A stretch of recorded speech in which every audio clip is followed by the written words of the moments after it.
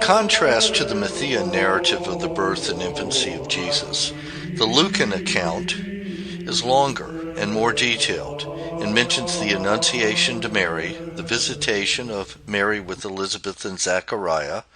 the song or Magnificat of Mary, Joseph and Mary's journey to Bethlehem, the birth of Jesus, the Annunciation to the shepherds, the adoration of the shepherds, the circumcision and naming of Jesus, the presentation in the temple, and Jesus' appearance with the teachers at age 12. Material found in 68 verses in the first 2 chapters of this canonical gospel. As such, a careful reading of Luke reveals that Joseph is also held in high esteem in this particular text. As was the case with Matthew, this can be seen in the number of times Luke mentions Joseph by name and makes direct references to him, identifies him as the father or parent of Jesus, conjoins him with Mary as her partner and husband, and conjoins him with Jesus as his father. In this regard, it is important to acknowledge several facts. First, Joseph is mentioned by name 5 times and referenced as the subject or object 32 additional times. Second, he is explicitly identified as the father of Jesus 2 times, and in the latter reference, it is Mary who uses the designation in response to Jesus. In turn, Jesus is identified as Joseph's son twice. Fourth, Joseph is specifically represented as the de facto father of Jesus on numerous occasions.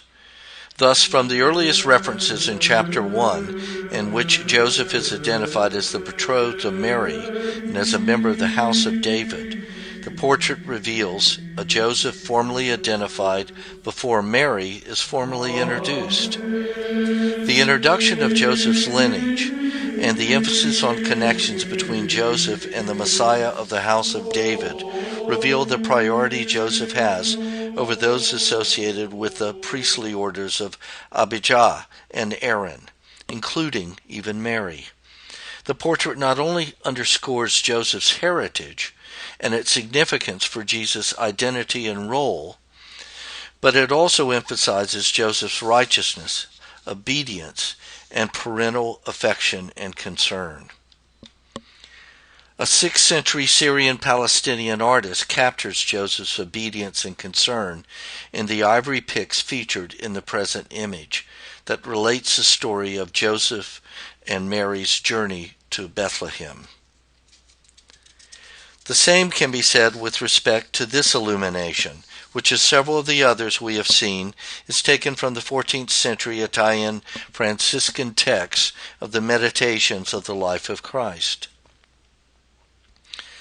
Later interpreters and artists would find further evidence of respect for Joseph in chapter 2 of the Gospel, where he is formally portrayed as pater familias, the de facto father of Jesus and the husband of Mary, who first publicly acknowledges his relationship with Mary, and thus with the child she will bear, in the act of registration, and then provides safety for her and the child, as a Franciscan illuminator again portrays in his account of Joseph preparing the stable for Mary and the child.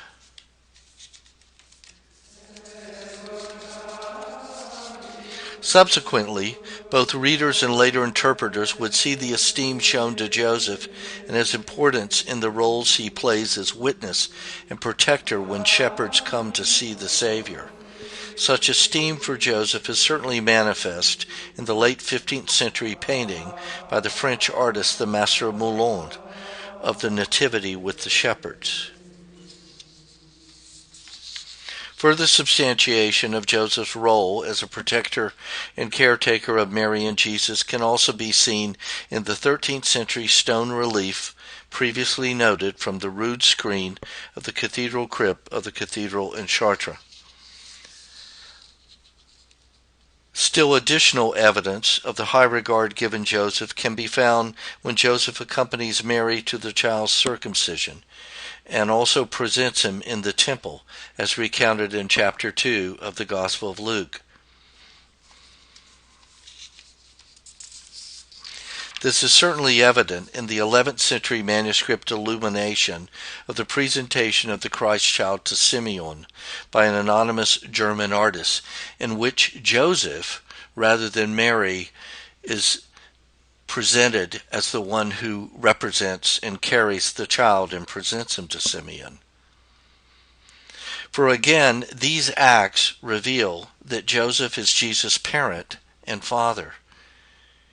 Even more signs of this respect towards Joseph are found in Luke's references to Joseph and Mary taking Jesus to the festival of Passover, in his account of the later search for Jesus in the temple in Jerusalem, and in his record of Joseph and Mary's later instruction of Jesus as a child and youth, where again Joseph is directly identified as Jesus' parent and father. Certainly positive regard for Joseph in these events is found in this Franciscan illumination, seen here. Similarly, high regard for Joseph is also visible in this next image, in the mid-14th century painting by the Italian artist Simone de Martini of Joseph bringing Jesus from instructing the teachers in the temple. Later narrators and artists are also offered one brief final detail in Luke's portrait of Joseph, in a reference to Joseph found in Luke 4:22. In this pericope, covering verses 16 through 30, which recounts the rejection of Jesus at Nazareth, Jesus is explicitly identified by some residents of Nazareth as Joseph's son, once again highlighting Joseph's role as Jesus' father. Therefore, in conclusion, it can be said that in Luke's Gospel, the author presents Joseph as a prominent figure. In the process, Luke makes it clear that Joseph has significant roles and acts as father, husband, protector, and guide in the life of Jesus. Luke places great emphasis upon the relationship between Joseph and Mary and offers specific scenes in which they act as a couple, as husband and wife, in their efforts to obey God, follow the law, and protect and guide their son. While there is an emphasis upon the importance of Joseph's heritage, his righteousness and obedience are represented as something he shares with his wife, the mother of his adopted child. As a result, later writers and artists find Luke's portrait of Joseph to be a foundation upon which they can base their own representations of Joseph. In addition to Luke's portrayal of Joseph,